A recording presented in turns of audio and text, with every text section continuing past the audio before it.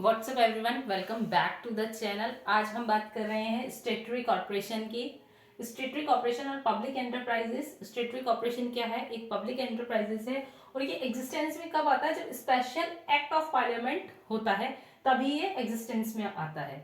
और special act of parliament के द्वारा ही डिफाइन की जाती है इसकी पावर्स, फंक्शंस, रूल्स और रेगुलेशंस। ठीक है, अब हम बात करते हैं इसके फीचर्स की। इसमें क्या है? इसमें सेपरेट लीगल एंटिटी है, उसकी अपनी एक अलग पहचान है।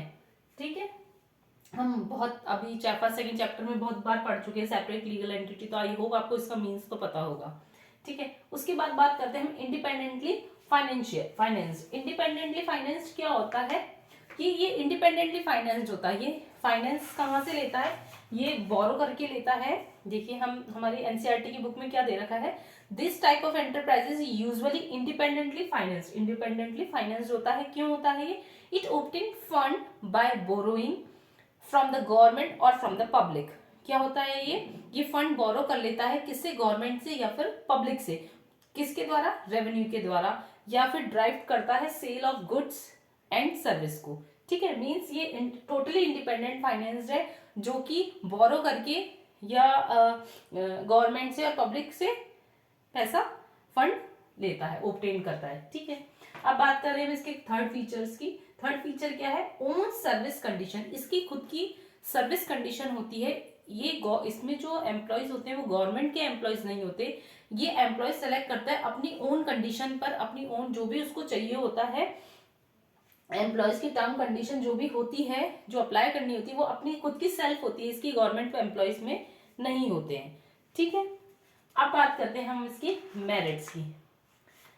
मेनली एनसीईआरटी में 3-4 पूरे डिस्क्रिप्शन में दे रखा है, लेकिन मैंने शॉर्ट में समझाने की कोशिश कर रही हूँ। मैं एक एक लाइन का मीन्स नहीं बता रही आपको, बट आपको मैं शॉर्ट में पॉइंट्स उठा रही हूँ ताकि आप उसको अच्छी तरह लिख सके एग्जाम के पर्पज से। ठीक है, अब हम बात करें मेरिट की।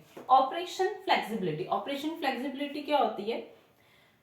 दे are free from undesirable government regulation and control. मतलब इनके ऊपर गवर्नमेंट का कोई कंट्रोल, कोई रेगुलेशन नहीं होता, ये फ्री होते हैं गवर्नमेंट की तरफ से, तो इसलिए हम इसको क्या बोलते हैं? Operational flexibility.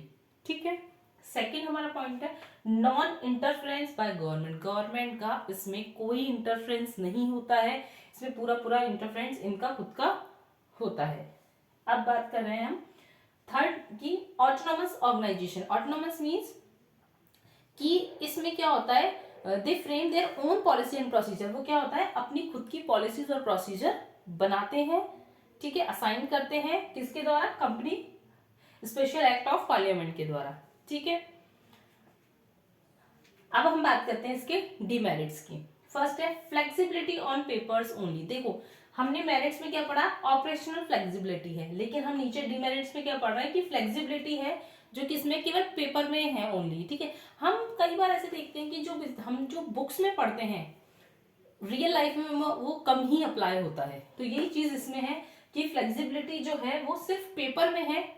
अगर हम छोटे फंड की बात करें तो मान लेते हैं, लेकिन जो अगर हम बड़े फंड्स की बात करते हैं तो उसमें फ्लेक्सिबिलिटी नहीं है। सेकंड है इसका गवर्नमेंट इंटरफेरेंस, वही हो गया। ऊपर हमने बात करी non interference by government, government का कोई इंटरफेरेंस नहीं है। और डीमेरिट्स पे हम बात करें गवर्नमेंट इंटरफेरेंस। देखो, कोई भी कंपनी होगी गवर्नमेंट का तो इंटरफेरेंस होगा उसमें। ठीक है, ये कहने की बात है कि नहीं होगा, लेकिन होगा उसमें। अगर कोई बड़ा बड़ा फंड है या कोई बड़ी चीज है तो उसमें तो गवर्नमेंट का ऑब्वियसली इंटरफेरेंस होगा। आपकी बुक के अकॉर्डिंग इसमें क्या दे रखा है? Government and political interference have always been there in major decision. कोई मेजर डिसीजन होता है और where huge fund are involve, या फिर कोई बड़ा फंड उसमें इन्वॉल्व होता है तो उसमें गवर्नमेंट का इंटरफेरेंस होता ही है। नेक्स्ट की बात करें हम करप्शन। करप्शन हमें पता है हर उसमें आज के टाइम पे करप्शन है, लेकिन क्योंकि हम लोग एजुकेटेड हो गए हैं, समझने लग गए हैं चीजों को, सोशल मीडिया का इतना वो हो गया है, इससे थोड़ा करप्शन कम हुआ है। बट अभी भी करप्शन कई फील्ड्स में है, तो इसका ये एक डिमेरिट्स है।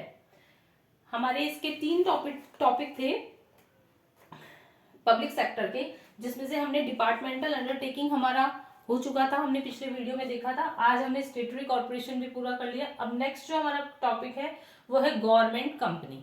ठीक है, अब हम गवर्नमेंट कंपनी की बात करते हैं।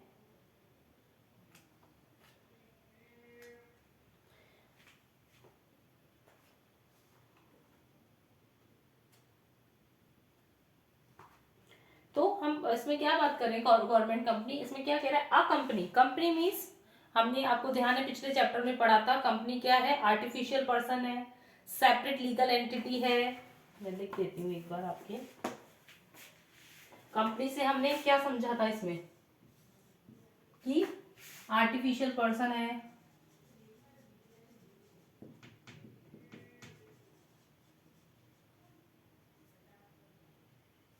सेपरेट लीगल एंटिटी है,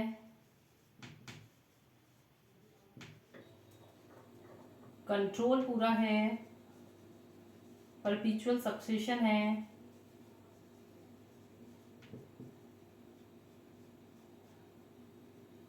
ठीक है, कॉमन सील है। तो कंपनी से आप क्या समझ रहे हैं कि कंपनी क्या है, जिसका जो एक आर्टिफिशियल पर्सन है, जिसकी एक सेपरेट लीगल एंटिटी है, कंट्रोल पूरा पूरा है, परपेचुअल सक्सेशन है और कॉमन सील है। तो कंपनी का मीन्स आपको एक बार और क्लियर हो गया होगा। अब हम बात करें, a company in which not less than 51% of the paid up capital is held by central government or any state government or partially by state and central government or partially by central government, one or more state government। देखिए इसमें क्या है, एक जो company है उसमें 51% क्या है, पेड अप कैपिटल है, और वो कौन हेल्ड करता है, वो या तो सेंट्रल गवर्नमेंट हेल्ड करती है या फिर स्टेट गवर्नमेंट हेल्ड करती है, ठीक है, या फिर पार्शली स्टेट गवर्नमेंट करती है और पार्शली सेंट्रल गवर्नमेंट करती है। देखिए हमने क्या देखा कि 51% पेड अप कैपिटल हेल्ड करती है कौन, या तो सेंट्रल गवर्नमेंट या फिर स्टेट गवर्नमेंट, या फिर पार्शली सेंट्रल गवर्नमेंट और पार्शली ही स्टेट गवर्नमेंट। तीसरा जो है उसमें क्या है, पार्शली बाय स्टेट गवर्नमेंट या sorry partially by central government, partially central government कर रही है, या फिर आपको पता है स्टेट तो एक थोड़ी है, स्टेट तो बहुत सारी है हमारे यहाँ पर, तो एक से ज्यादा स्टेट भी हो सकती है, मतलब पार्शली सेंट्रल गवर्नमेंट हो सकती है और वन और मोर स्टेट गवर्नमेंट भी पार्शली हो सकती है। तो इसमें 3 पॉइंट्स है, ठीक है, गवर्नमेंट कंपनी क्या होती है। अब बात करें हम, includes a company which is subsidiary of a government company. Subsidiary क्या होती है, देखिए हम बात कर रहे हैं, हमारे पास ए और बी दो कंपनी है, ये गवर्नमेंट कंपनी है, ये प्राइवेट कंपनी है। अब क्या किया है, गवर्नमेंट कंपनी ने इसके सारे शेयर, प्राइवेट के सारे शेयर गवर्नमेंट ने ले लिए हैं, ठीक है, खरीद लिए हैं उसने। तो गवर्नमेंट क्या हो गई, गवर्नमेंट ने क्या करे, सारे शेयर खरीद लिए हैं। तो जो जिससे ये खरीदे हैं, जो प्राइवेट कंपनी है, बी कंपनी, ये क्या होगी हमारी subsidiary company,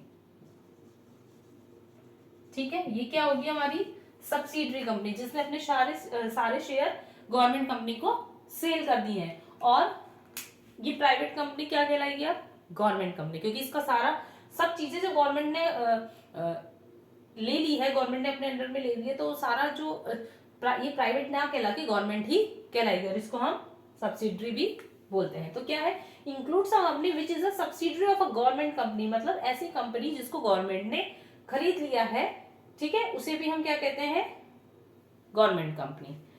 created by companies act, ये क्या होता है, इसमें रजिस्ट्रेशन किसके द्वारा होता है, कंपनीज एक्ट के द्वारा ही इसमें रजिस्ट्रेशन होता है। गवर्नमेंट कंपनी हमारी यहाँ कंप्लीट हो गई। अब हम बात करते हैं इसकी मेरिट्स की। मेरिट्स, फर्स्ट मेरिट इसका क्या है, ईज इन फॉर्मेशन, इसको बनाना बहुत ही आसान है, बहुत सिंपल वे में ये हो जाता है, बन जाती है, ठीक है। इंडिपेंडेंट स्टेटस, मैंने क्या बोला कि जैसे स्टेटरी कॉर्पोरेशन भी लीगल सेपरेट लीगल एंटिटी है, और इंडिपेंडेंट स्टेटस में भी यही है कि वो अपनी सेपरेट लीगल एंटिटी होता है, वो किसी के ऊपर केस कर भी सकता है, उसके ऊपर कोई केस कर सकता है, कहीं से लोन उठा सकता है, उसकी खुद की कंपनी का नाम है, ठीक है। तो इंडिपेंडेंट स्टेटस होता है गवर्नमेंट कंपनी का।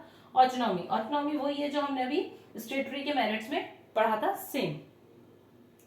अब बात करते हैं हम इसके डीमेरिट्स की, ठीक है। डीमेरिट्स क्या है, provision of companies act not relevant. भाई अब हमने देखा ये सभी पूरा ही हाथ गवर्नमेंट कंपनी का है, इसमें तो रिलीवेंट कैसे होगी, ठीक है, उसमें कोई गलती हो ही नहीं सकती, कोई अपनी कंपनी में खुद गलती कैसे निकालेगा, या कोई अपनी कंपनी में खुद ही चोरी, मेरी दुकान है, मैं अपनी दुकान में खुद चोरी थोड़ी कर लूंगी, तो जो होता है ये रिलीवेंट नहीं है।